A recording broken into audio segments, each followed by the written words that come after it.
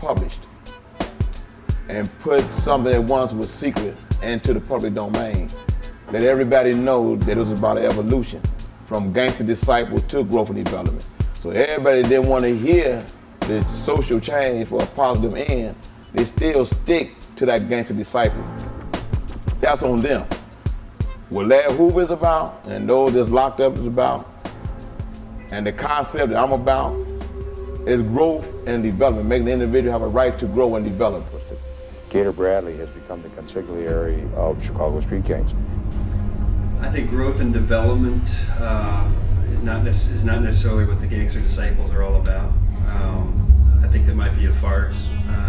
I see that the Gangster Disciples, 14 years after growth and development became a catchphrase, are as powerful and ruthless as ever. However, the same corporate structure that seemed to govern the Gangster Disciples in the 90s doesn't seem to exist as strongly anymore, and there's a lot more independence in this organization. And it's a lot more about me dealing drugs in my neighborhood making money than it is in honor and respect and that kind of stuff. But as far as the growth and development goes, I think there were certain people in the organization that used that for their own political ends, and they still are to some degree.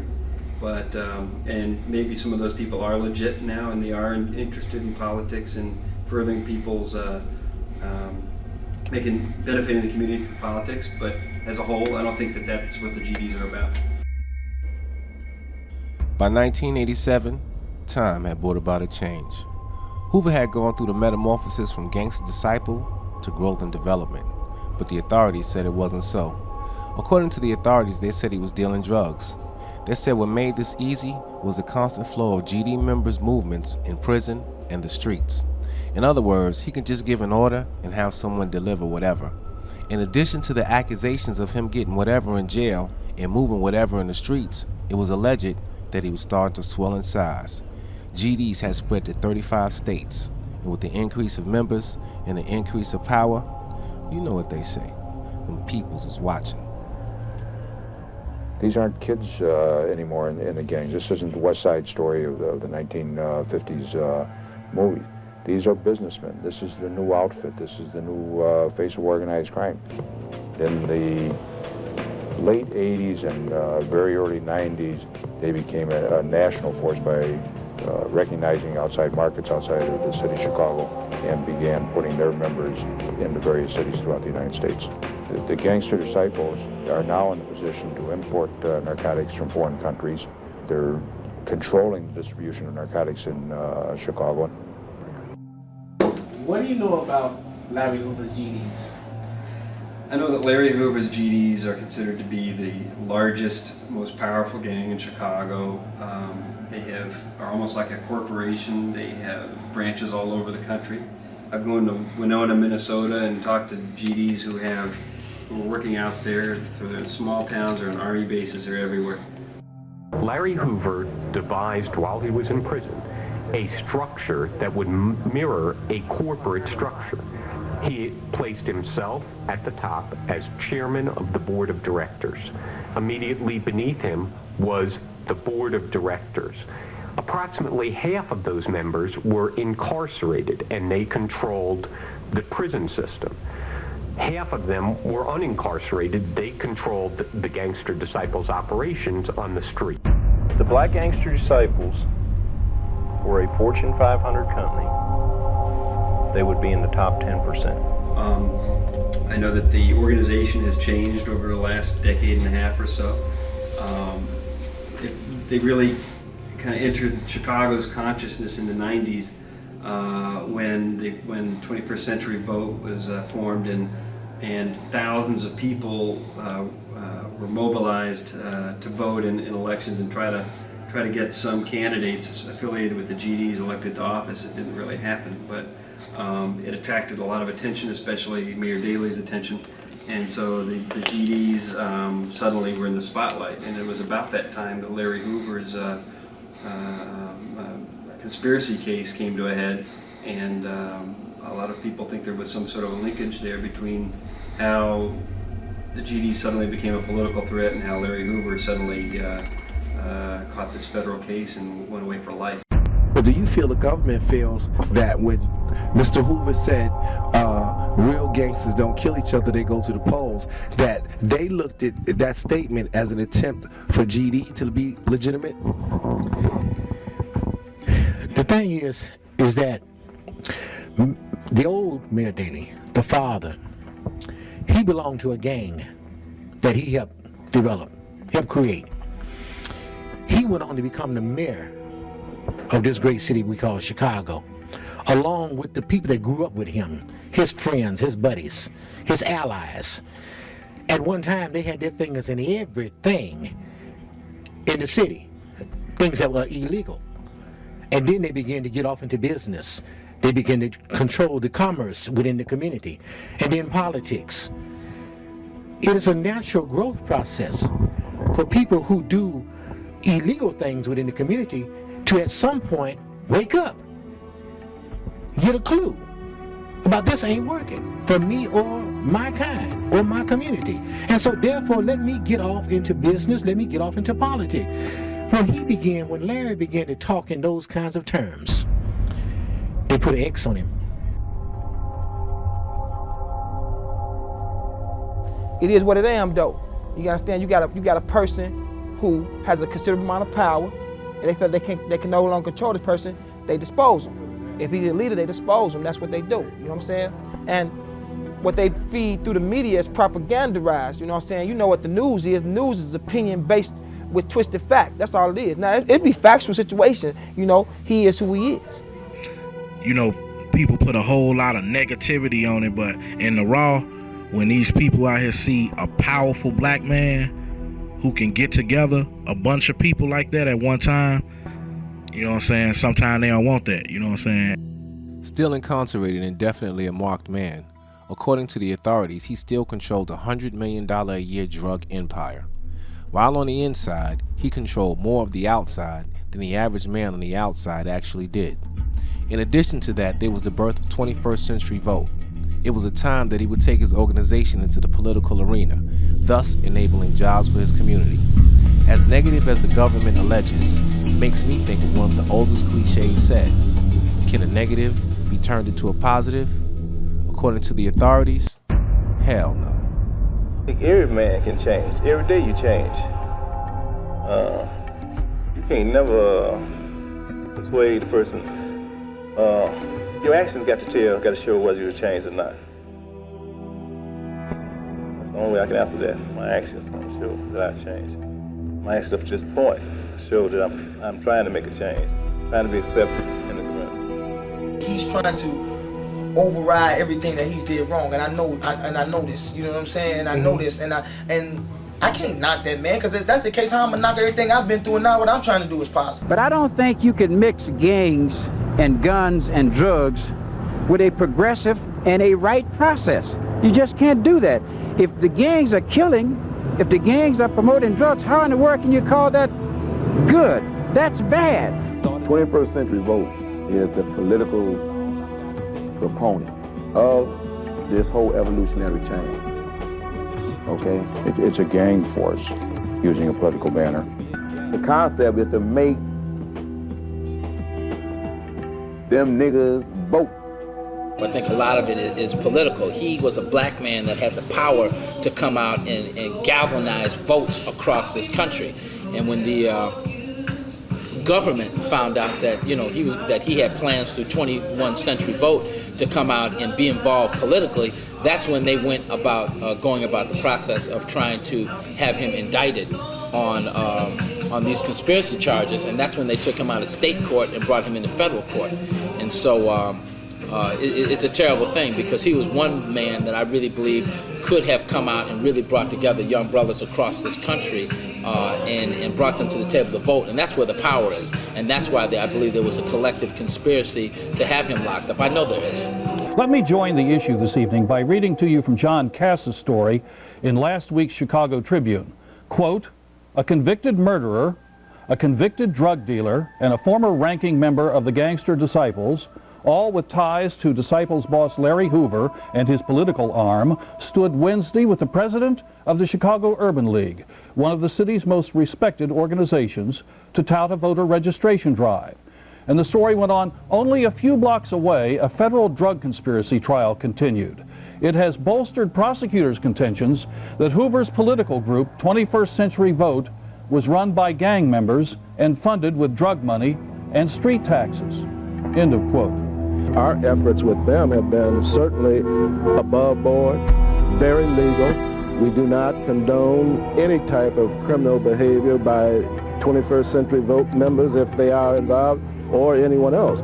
The fact that Brother Larry Hoover was able to let individuals know through the Resurrection CD by Brother Jay and the Ghetto Boys, when he say, real gangsters go to the polls. Well, the truth is, niggas in the street got to get together all over the nation. Not the regular people in the street. I'm talking about street niggas. I'm talking about niggas that call themselves gangsters. Real gangsters go to the polls. Look, yo, what up, y'all? This is Common. I gotta say, you know, I grew up in Chicago where it was brothers and folks and Larry Hoover. Everybody knew about Larry Hoover and him being a leader and him doing some things in the community. And you know, at first we thought it was his gangbanging, but he really was showing leadership and tried to do some things to change stuff. And when he got locked up, I heard he tried to really get on the right path. So, you know, it's like this. I know Larry Hoover's son. Larry Hoover been a real cat. Everybody, you know, go through they dirt and everything, turn it around and trying to make change in the city. We got love for Larry Hoover. We seen the brothers and the folks coming together. It's all love, so y'all stay up, baby. You know, you rock in the corner. But as I picked up the literature that Mr. Hoover put together, our board of directors put together, it made a call for us to make a conscious effort to do the right thing inside of the community, to put them guns down and go to the polling places. They're just like organized crime, and that's what they want to do. They want to create a front, and they want to slow down the actual violence, so we'll get off their back. They're not fooling us at all. Hoover was now in the political arena, and like any political arena, the opposition would look for dirt. While Hoover was campaigning his troops, the government was in his closet. The 9 women and 3 men on the jury get a glimpse of what's ahead. The federal government alleges Hoover continues to run the gangster disciples from his prison cell. He and the 6 others are on trial accused of running a multi-million-dollar drug ring, dealing heroin, cocaine, and marijuana. Prosecutors also believe the defendants funneled drug money into political organizations like 21st Century Vote. Speaking for 2 hours, U.S. Attorney Ronald Safer tells jurors he has no doubt the evidence will prove guilt, including secretly taped audio recordings. Safer reveals the jury will hear for itself conversations between Hoover and fellow gang members visiting his cell. We knew that Larry Hoover somehow was communicating with the gang leaders on the street. Because one thing everybody was agreed on, everybody we talked to inside the gang, anybody we talked to who had observed the gangster disciples, Larry Hoover was calling the shots. It wouldn't take long before the government would find the skeleton it needed to bring him up on more charges. Because of his political ties and the GDs being under the authorities' microscope, it made it easy to blame street activities on him. As Hoover slept, the feds came on August 31st, 1995, 4 o'clock in the morning. Hoover was commanded to get up and get dressed. He was taken to the warden's office and met by 3 carloads of federal agents. He was handcuffed, rearrested, put in an unmarked car, and driven to an airport. Arriving in Chicago at a federal courthouse, a judge informed him of his new drug conspiracy charges. Hoover stood stunned and pleaded not guilty. What's so profound about what's happening now is the fact that my brother is locked up, been locked up for 30 years, and every time something happens in the streets, they attribute it to him. There's renegades out there that's not adhering to the leadership call for peace. Being in jail is fucked up as it is, but when you're in jail and you fuck up, you usually get a ticket. They'll take some good time off of your shit. But Hoover wasn't looking at good time. Hoover was looking at life. And while Hoover was looking at his new charges of life for conspiracy, them feds gathered up 250 people and swept the South Side, seeking to arrest anybody who had come to visit, because they had caught him on tape. The street is watching. She is watching all the time.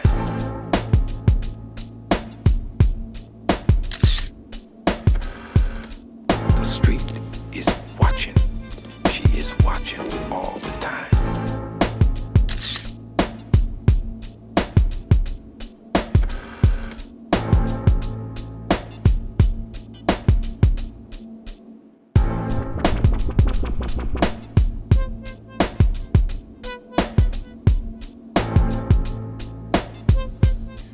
With the police sweeps, the authorities felt they had enough to crumble Hoover's organization. But because Hoover respected the game, he knew better than to talk on the phone. He knew they'd be listening, so authorities flipped the script and turned his visitors into guinea pigs.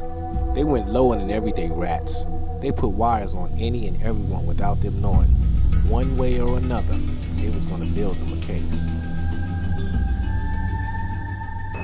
As defendant Hoover and 6 others accused of being his top lieutenants looked on, a Chicago police officer explained why the federal government decided to bug Hoover's visitors at a downstate prison.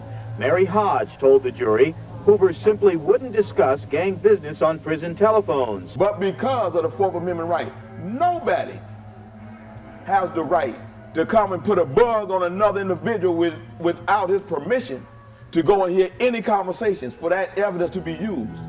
Well, the big issue, the issue that when I reviewed everything that everybody, any lawyer that had anything to do with this case thought was the biggest issue of the case was the suppression of the tapes themselves. There's federal statutes that guide the process of the wiretaps, how these tapes are sealed, and they didn't follow, the government didn't follow the procedure that's dictated by the statute.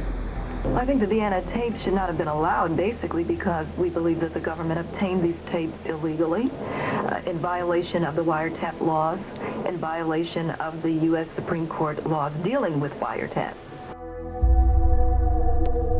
The difference between right and wrong is when you know you're wrong, but been getting away with it for so long, you think you're right. The tactics used by the government were at the time mind-boggling, to say the least. A wire was implanted in all of the visitors' passes at Hoover's jail, allowing the government to hear all said without the knowledge of even the visitors, and of course not Hoover. Unfair and unconstitutional, to say the least. As bad as I hate to say this, even a snitch knows he's wired. But not one visitor was aware that they were being used. Down and dirty, the government proceeded to start what they called a fair trial. And however foul, it was the government, so it was fair game. Bugging a visitor's pass, maybe that's not just a crazy idea. I wonder if that could be technically possible. And let's get the group in here and let's brainstorm this. You create these visitor badges, and we'll implement them at 4 separate institutions so that nobody is terribly suspicious. Because if you introduce something new to a prison system, the prisoners will be quite alerted to the fact that there's something up. The first thing that became apparent was these tape recordings were very difficult to hear.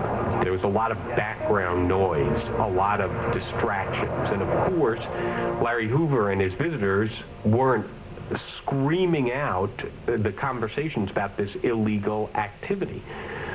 And yet, we could hear it. It was tantalizing. They talked all about how the gang was making its money. Directions from Larry Hoover about who would run the operation. Directions about where the drugs would go. Who they should get the drugs for. Everything you could imagine. If you take the government's position and say, this is what Mr. Hoover said when he didn't know that the government was listening. You have to also take these portions where he also didn't know that the government was listening, and he talked about the good things that this organization was becoming and the things that this organization was doing to be helpful to the community. And see, that's another thing that the GD did, that they was feeding the community. They was getting these shows. They had the clothing line going on. These are very smart, entrepreneurship thing that they was pulling off that people wasn't really looking at. With the evidence the government had, knowing it should be inadmissible, they continued to proceed. They knew all they needed was 12 minds like their own, and as hard as it sounded, it wasn't. Millions believe in an America that bullies. Look at our leaders, so it ain't hard to tell. Hoover was sure to be convicted. Ladies and gentlemen of the jury, please answer yes or no, as I told No, they gonna lie. They gonna say whatever they want to say. Well, you say the truth. What happened? Was the verdict as just read as to count one your true and individual verdict? They put a hit on him. The hit wasn't to just shoot him or anything of that nature. Juror number Because 4, he's still useless. Juror number 5, juror number 6. Yes. Basically, the prosecution tried to say, GD, we didn't do nothing but sell drugs and gangbang, kill people, innocent people. Juror number 8. When you are a great speaker, your ass is out. Juror number 10. Yes. When that crime was committed, I was a kid. If there's anything that you could say to your son right now, what would you say to him? Well, you know, I would say to him, Larry, just pray. There's a God in heaven. We, the jury, in the above entitled cause, find the defendant guilty.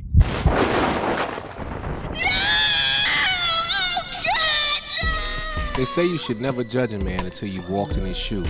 And if you was in Hoover's shoes, you'd be walking for your life. And with Hoover literally doing just that, what else does he have left?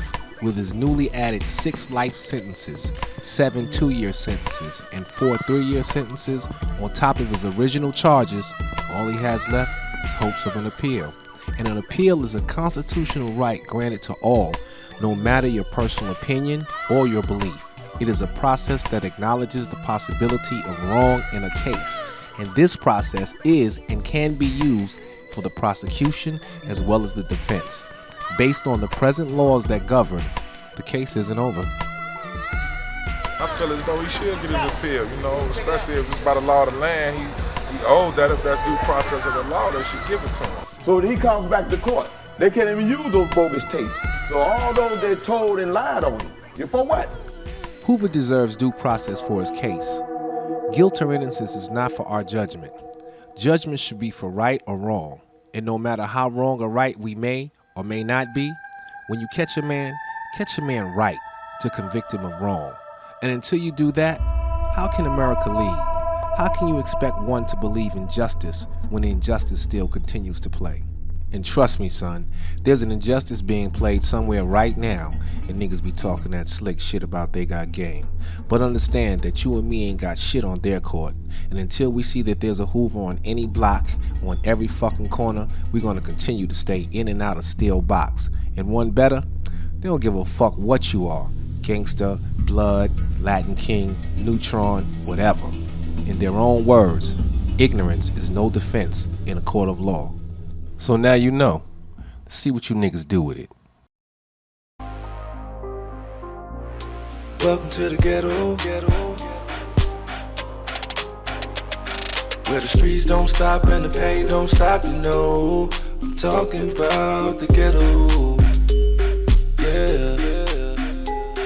Where the rules don't change and the streets stay cold.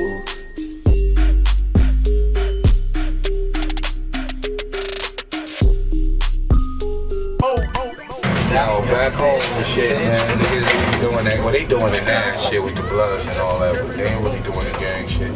It's about everybody trying to get some money and shit, you know. You got little people selling drugs now, man. It's disgusting.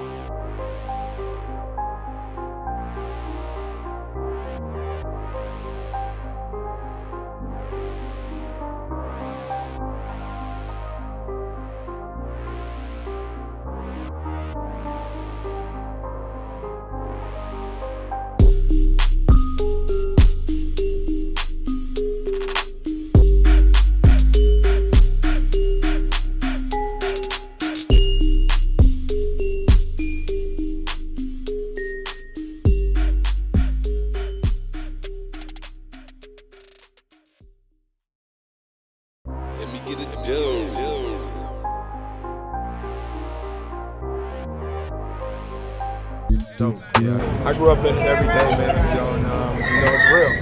You know, obviously, I think if you're not in it, you know, it's something that you don't need to get a part of. You know, I had an outlet, you know what I'm saying? I was an athlete, was able to get out of it, and never had to really go in that direction, but, you know, respect all the guys in the streets and the struggles they went up to, and, you know, this is where I'm from, you know what I'm saying? So this is what I love it, everything about it, I love everything, you know. Hoovers, to everybody. I love everything about Chicago. It's just what makes up the city.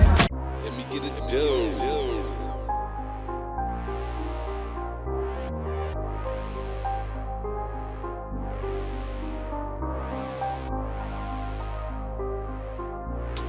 Welcome to the ghetto, where the streets don't stop and the pain don't stop, you know. I'm talking about the ghetto, yeah, where the rules don't change and the streets stay cold.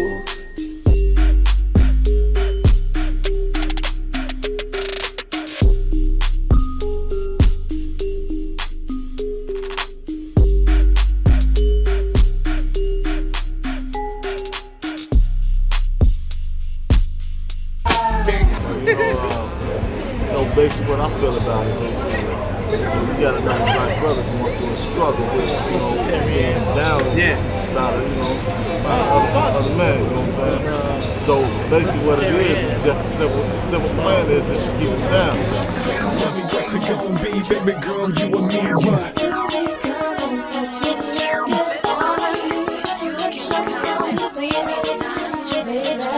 I had a shorty named Alice, met her down in Dallas. In the whip, she the wildest. Told me her heart's callous, and she ain't want no love from me. Just wanna kiss and hug me, rub the CD on her tummy. Whenever she thinking of me, Benita's different though. She don't really like rap. Said she wish Koozie could sing instead. Benita loves foreplay. She freaky in the bed, believe it, I'm R&B. Whenever in DC, yeah, Connie be needing me. She gets the exclusive D. She lives over the border, gets her wood mail order. She got my catalog, my #1 subscriber. I gotta keep my back in shape. Connie's a rider, but nothing was better than the Moorhead twins. They did everything together, made your boy's head spin. Wow, one kiss down low, the other's above. It's not a menage, this is bunk band love. Tell me what's it gonna be, baby girl, you and me, what?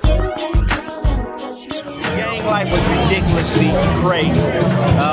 I ran a lot from the gangs, a lot, so I wouldn't get recruited. But it's all good. You got to go with the neighborhood side. I was, I thought I was a vice lord, but I was really nothing. So. Before the train comes, everybody on board. That's how my love runs. People get ready. Before the train comes, everybody on board. That's how my love runs. Now fuck the haters that ain't really got no love. When I'm in that gon' dub, they smoking huff while Twista got drove buds. And you think you fly so what? Ain't nobody fucking with the Windy City, but y'all gon' be salty when the shot blow up. Catch you open when you creep 2 steps. Smoking while I listen to the spoken words of Malik Yusef. Killing he who slept, now do y'all thing. Better get your weight up or shot town to leave you ate up thinking you gon' hang. So For the betterment of black people, stop these kids from killing each other. There's too many black youths dying. At this point, they got more black young funerals than they have old ones. That's because ain't no one speaking up. It's gonna take a concerted effort to make this thing work. I say that's the church. That's the schools. That's got elders in the community. That's the street gangs, and you can't alienate them. They alienate them to the point where they oppose them.